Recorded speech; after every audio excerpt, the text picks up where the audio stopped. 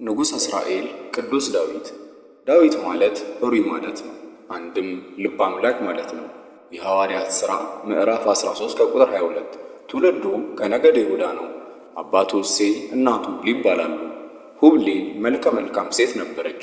ከጎረቤታቸው ያለ ጎልማሳ መልኳን እያየ በሐፀ ዝሙት ተነደፈ። እሴይ የእሷን ፍቃድ እንደሆነ አውቆ መንገድ ሄዳለሁ ብሎ ስንቁን ይዞ ወጣ። የሄደ መስሎ ከዚያ ውሎ ሲመሽ በልብስ ተሸፋፍኖ ድምፁን ለውጦ ያንን ሰው መስሎ ገብቶ ከእርሷ ጋር አድሮ ጎሳ ይቀድ ወጥቶ ሄደ። ዳዊት በዚህ ዕለት ተጸንሷል። መዝሙር 50 ከቁጥር 5 እነሆ በአመፃ ተጸነሱ እናቴም በኃጢአት ወለደችኝ ማለቱ ስለዚህ ነው። ቅዱሱም ተወልዶ ጉልበቱ ከጸና በኋላ የአባቱን በጎች ሲጠብቅ አድጓል። ንጉሥ ሳኦል ከጌታ ፍቃድ በመጣ ጊዜ እግዚአብሔር ሳሙኤልን ቅባ መንግሥት ለዳዊት ይቀባው ዘንድ አዘዘ። አንደኛ ሳሙኤል ምዕራፍ 16 ከቁጥር 1 እስከ 13። ከዚህ በኋላ በረድኤተ እግዚአብሔር ጎልያድን በአንድ ጠጠር ገደለ። ገድሎ ጥሎ ሲመለስ ሴቶች ሳኦል ሺህ ገደለ፣ ዳዊት እልፍ ገደለ እያሉ እየዘፈኑ ተቀበሉት። ቅንዓት አድሮበት ነገር ግን አስቀድሞ ምሎለት ነበርና የ100 ፍልስጤማውያንን ሸለፈት ተቀብሎ ልጁ ሜልኮልን ዳረለት። አንድ ቀን ሊገድሉት ሲማከሩ ሜልኮል ሰምታ ሽሽ አለችው። ዳዊትም ተነስቶ ሸሸ። ሳኦልም 3000 ሰራዊት ይዞ ተከተለው። ሳኦልም ከሰራዊቱ ተለይቶ ሰውነቱን ለመፈተሽ ዳዊት ካለበት ዋሻ ውስጥ ገባ። ጨለማ ነበርና ሰው መኖሩን አላወቀም። አቢሳ ዳዊትን ጠላትን አሳልፎ ሰጥቷልና ልውደቅበት አለ። ተው ኦሪት እግዚአብሔር መሲህ ላይ እጅህን አታንሳ ትላለችና አይሆንም አለው። እርሱ የልብሱን ዘርፍ በሰይፍ ቀዶ ያዘ። ሲመጣ ተከትሎ ወጥቶ ንጉሥ ሆይ ዳዊት ቢያገኝህ አይምርህም የሚሉህን ለምን ትሰማለህ? እነሆ ዛሬ አሳልፎ ሰጥቶኝ ነበር። ነገር ግን የልብስን ዘርፍ ከመቅደዴ በቀር ምን እንዳላደረሁ አንተ ታውቃለህ ብሎ ቅዳጁን አሳየው። ሳኦልም ድምፁን ከፍ አድርጎ በማልቀስ ልጄ ዳዊት ሆይ እኔ ክፉ መለስሁልህ ፈንታ በጎ መልሰህልኛልና አንተ ከኔ ይልቅ ጻድቅ ነህ። እግዚአብሔርም በእጅህ አሳልፈው ሰጥቶኝ ሳለ አልገደልኩህምና ለእኔ መልካም እንዳደረክልኝ አንተ ዛሬ አሳየኝ። አንደኛ ሳሙኤል ምዕራፍ 24 እግዚአብሔር በእጅ አሳልፎኝ ሰጥቶ ሳለ አልገደልከኝምና ለእኔ መልካም እንዳደረክልኝ አንተ ዛሬ አሳየኝ። ጠላቱን አግኝቶ በመልካም መንገድ ሸኝቶ የሚሰድ ማን ነው? ስለዚህ ለእኔ ስላደረክልኝ ቸርነት እግዚአብሔር ይመልስልን። አሁንም እነሆ አንተ በርግጥ ንጉሥ እንድትሆን የእስራኤል መንግሥት በእጅህ እንድትጸና እኔ አውቃለሁ አለው። ከዚህም በኋላ ዳዊት በነገሰ ጊዜ ለልጆቹ እንዲራራላቸው ሳኦል ቃል አስገብቶት ወደ ቤተ መንግሥቱ መለሰው። ዳዊት ግን በረሃውን ሲዞር ቆይቶ በሐቅለፋራን ሳለ ናባል የሚባል ባለጸጋ ድግስ ደግሶ በጎቹን አሸልቶ ሲያበላ ሲያጠጣ ብላቴኖቹ ምሳ ላክልኝ ብለህ ላክበት አሉት። ተው አይሆንም ያለ እንደሆነ እጣለዋለሁ አለችው።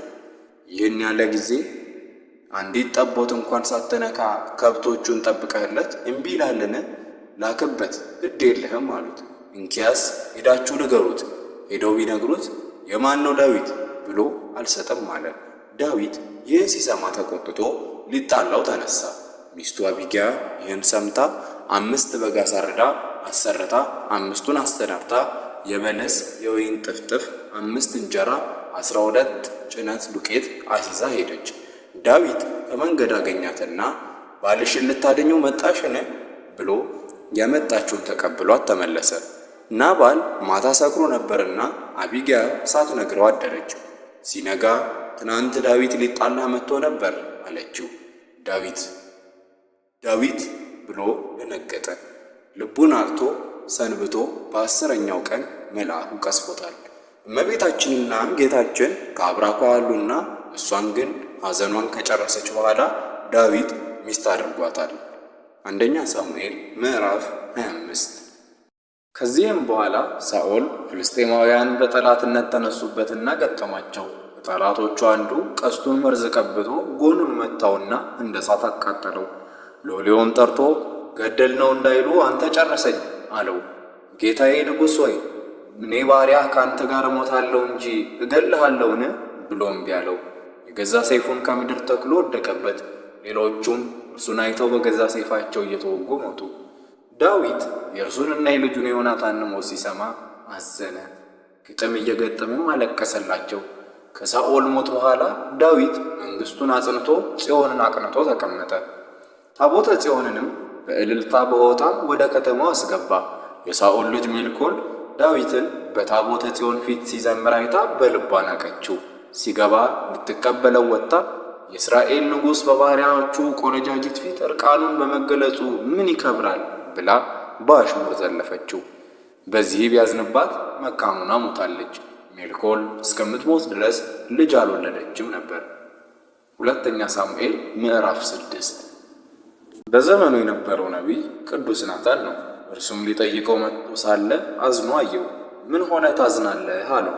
ቅዱስ ዳዊትም እኔ በጽድ በዝግባ በተሠራ ቤት ተቀምጬ ታቦተ ጽዮን በድንኳን ስትኖር ምን ነው አላዘን? አለ። ጠላት ጠፍቶልሃል፣ መንግሥትህም ጸንቶልሃል፣ አታጸናትምን? አለው።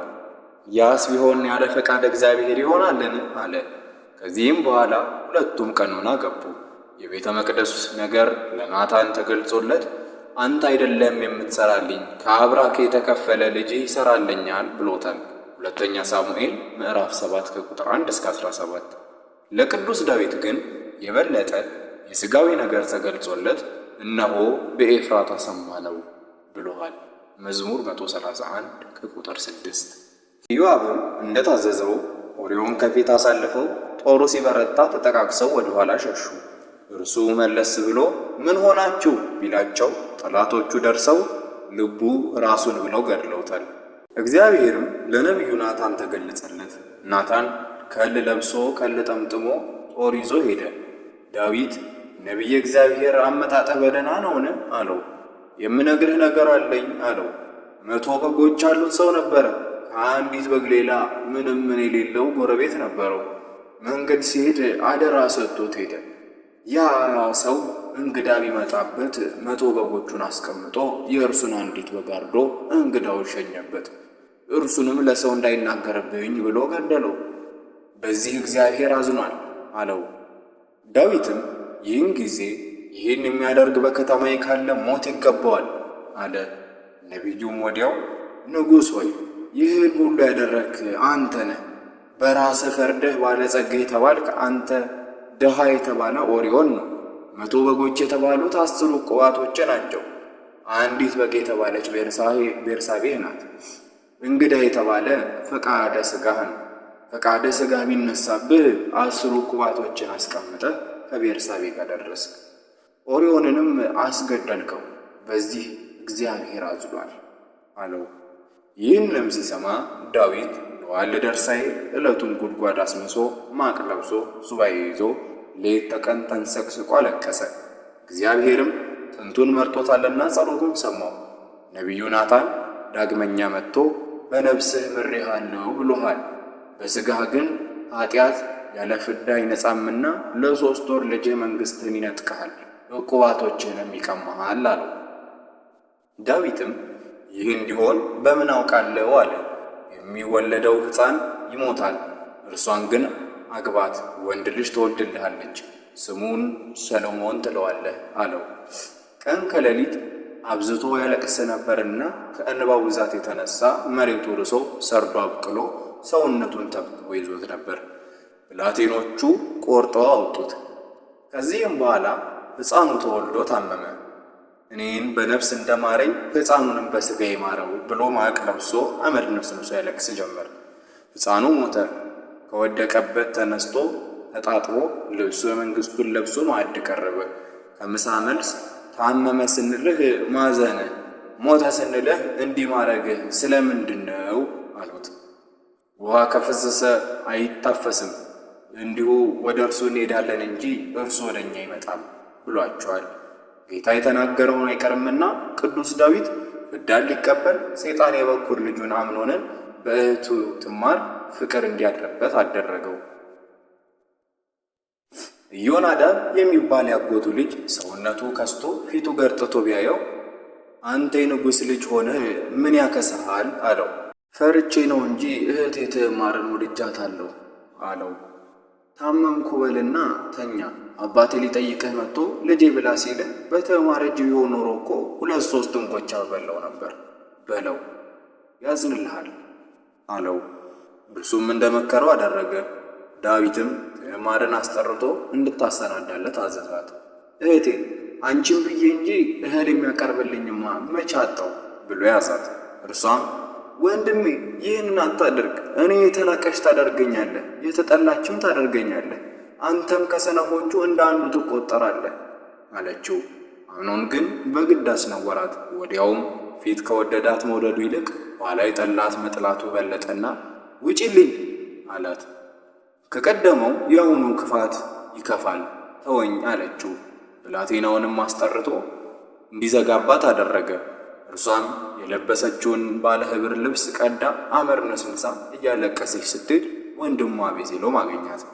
ያስነወራት አምኖን መሆኑን አውቆ ወንድምሽ ነውና አትግለጭበት ብሎ አጽናንቶ ዳዊት በከተማ ያሰራው ቤት ነበርና ከዚያ አስቀመጣት። ከ2 ዓመት በኋላ አቤሴሎም ድግስ ደግሶ ዳዊትን ጠራው። አስቀድመህ ብትነግረኝ መልካም ነበረ። አሁን ግን እኔ ስመጣ መኳንንቱ፣ መሳፍንቱ፣ ወይዛዝርቱ ስለሚከተሉኝ ይበዛብሃል፣ አይሆንም አለው። ያም ባይሆን ታላቅ ወንድሜ አምኖን ይገኝልኝ አለ። እርሱም ይሂድልህ አለው። ከዚህ በኋላ አምኖን በልቶ ጠጥቶ ሲጠግብ ሰከረ። አቤሴሎምም ብላቴኖቹን አዞ አስገደለውና እርሱ ወደ እናት አገሩ ጌድሶር ሸሸ። ዳዊት ለልጁ ለአምኖን አለቀሰለት። ከ2 ዓመትም በኋላ አምኖንን እየረሳ አቤሴሎምን እያስታወሰ ሄደ። ቢትወደድ ኢዮአብ ይህንን አውቆ አንዲት ቴቁሔያዊት ልኮ አስታረቀው። አቤሴሎም ከአባቱ ጋር ከታረቀ በኋላ በሰረገላ ሆኖ እስራኤልን ምን ዳኛ አለና ይፈርድላችኋል? እኔማ ይህችን መንግሥት ጥቂት ጊዜ ባገኛት ቀን በፀሐይ ሌሊት በመብራት ፈርጄ ኢየሩሳሌምን አቀናት ነበር ሲል ሰንብቶ ዳዊትን ለምኖ ሥርዓተ መንግሥቱን አስወጥቶ 200 መኳንንትን ይዞ አቤሴሎም በኬብሮን ነገሠ እያለ ነጋሪት አስጎሰመ። ዳዊት ይህንን ሰምቶ ኑ ከእስራኤል እንሽሽ አለ። ኢዮአብና አቢሳ ግን እንዋጋለን አሉት። ቅዱስ ዳዊትም ጌታ ልጅህ መንግሥትህ ይነጥቀሃል፣ እዋጋለሁ አትበል ብሎኛል፣ አይሆንም ብሎ ተራ ልብስ ለብሶ ተራ ጫማ ተጫምቶ ከከተማው ወጥቶ 3 ወራት በጫካ ሲያዝን ኖሯል። ከ3 ወርም በኋላ አቤሴሎም ሲዋጋ ሞተ። ዳዊት ወደ ቤተ መንግሥቱ ቢመለስ 10 ቁባቶቹ ልጁ አርክሷቸው ተገኘ። እርሱም እስከ ፍጻሜ ዘመኑ ሳይደርስባቸው ቀርቷል። ከዚህም በኋላ ቅዱስ ዳዊት ብዙ ጊዜ ቆይቶ የባሕርይህን ፍሬ በዙፋንህ ላይ አኖራለሁ ያለው ቃል ተፈጽሞለት ልጁ ሰለሞንን በዙፋኑ አስቀምጦ በነገሰ በ40 ዘመን በሰላም አርፏል። አንደኛ ነገሥት ምዕራፍ 2 ቁጥር 12 እስከ 14። አምላክ እግዚአብሔር በእልልታና በመለከት ድምፅ አረገ። ከክብሩም ውበት ጽዮን እግዚአብሔር ግልጥ ሆኖ ይመጣል። አምላካችን ይመጣል፣ ዝምም አይልም። እሳት በፊቱ ይቃጠላል፣ በዙሪያውም ብዙ አውሎ አለ እያለ የጌታችንን እርገቱንና ዳግመኛ ለፍርድ የሚመጣ መሆኑን በግልጽ ተናግሯል። መዝሙር 46 ከቁጥር 4 እንዲሁም መዝሙር 49 ከቁጥር 1 የንጉሶች ሴት ልጆች ለክብር ናቸው፣ በወርቅ ልብስ ተጎናጽፋና ተሸፋፍና ንግሥቲቱ በቀኝ ትቆማለች እያለ የእመቤታችንን ክብር አይቶ በትንቢት ተናግሯል። መዝሙረ ዳዊት ቁጥር 44 ከቁጥር 9። ቅዱስ ዳዊት ታላቅና ገናና የከበረ ንጉሥ ከመሆኑ የተነሳ መንግሥቱ የመሲህ መንግሥት ምሳሌ ሆኗል። መሲሁም ጌታችን አምላካችን መድኃኒታችን ኢየሱስ ክርስቶስ በዳዊት ስም ብዙ ጊዜ በመጽሐፍ ቅዱስ ተጠቅሶ ይገኛል። ኢሳይያስ ምዕራፍ 9 ከቁጥር 7፣ ሕዝቅኤል ምዕራፍ 34 ከቁጥር 23፣ ሆሴዕ ምዕራፍ 3 ከቁጥር 5 እንዲሁም በሌሎችም ተገልጾ ይገኛል።